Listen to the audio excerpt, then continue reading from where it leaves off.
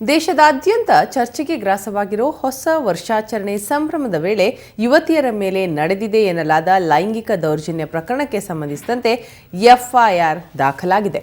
ಮಾಧ್ಯಮಗಳಲ್ಲಿ ವರದಿ ಬಂದ ಮೇಲೆ ಎಚ್ಚೆತ್ತುಕೊಂಡಿರೋ ಬೆಂಗಳೂರು ಪೊಲೀಸರು ಕೊನೆಗೂ ಸ್ವಯಂ ಪ್ರೇರಿತ ದೂರು ದಾಖಲಿಸಿಕೊಂಡು ಎಫ್ಐಆರ್ ರಿಜಿಸ್ಟರ್ ಮಾಡಿದ್ದಾರೆ. ನಗರ ಪೊಲೀಸ್ ಆಯುಕ್ತ ಪ್ರವೀಣ್ ಸೂದ್ ಪ್ರಕರಣ ಸಂಬಂಧ ಸಾಕಷ್ಟು ಸಿಸಿಟಿವಿ ಪರಿಶೀಲನೆ ನಡೆಸಿ ಯುವತಿಯರ ಜೊತೆ ಅಸಭ್ಯವಾಗಿ ವರ್ತಿಸಿ ಲೈಂಗಿಕ ದೌರ್ಜನ್ಯ ಮಾಡಿರೋ ಬಗ್ಗೆ ಸಾಕ್ಷ್ಯಗಳು ಲಭ್ಯವಾಗಿವೆ. ಈ ಹಿನ್ನೆಲೆಯಲ್ಲಿ commissioner Ashok Nagar, Cubbon park police ಠಾಣೆಗಳಲ್ಲಿ FIR ದಾಖಲಿಸಿರುವುದಾಗಿ ಟ್ವಿಟರ್ನಲ್ಲಿ ಟ್ವೀಟ್ ಮಾಡಿದ್ದಾರೆ. ಇನ್ನು ಈ ಪ್ರಕರಣವನ್ನು ಗಂಭೀರವಾಗಿ ಪರಿಗಣಿಸಿರೋ ಕಮಿಷನರ್ ಪ್ರವೀಣ್ ಸೂದ್ ಮಾಧ್ಯಮಗಳಲ್ಲಿ ಬರ್ತಾ ಇರೋ ಫೋಟೋದ ಬದಲು ಪ್ರಮುಖ ಸಾಕ್ಷಿಗಳು ಲಭ್ಯವಾಗಿವೆ ಅಂತ ಕೂಡ ಟ್ವೀಟ್ ಮಾಡಿದ್ದಾರೆ. ಇದೊಂದು ಗಂಭೀರವಾದ ಪ್ರಕರಣವಾಗಿರೋದ್ರಿಂದ ಡಿಸಿಪಿ ಶ್ರೇಣಿಯ ಅಧಿಕಾರಿಗಳಿಂದ ತನಿಖೆ ನಡೆಸ್ತಾ ಇರೋದಾಗಿಯೂ ತಿಳಿಸಿದ್ದಾರೆ.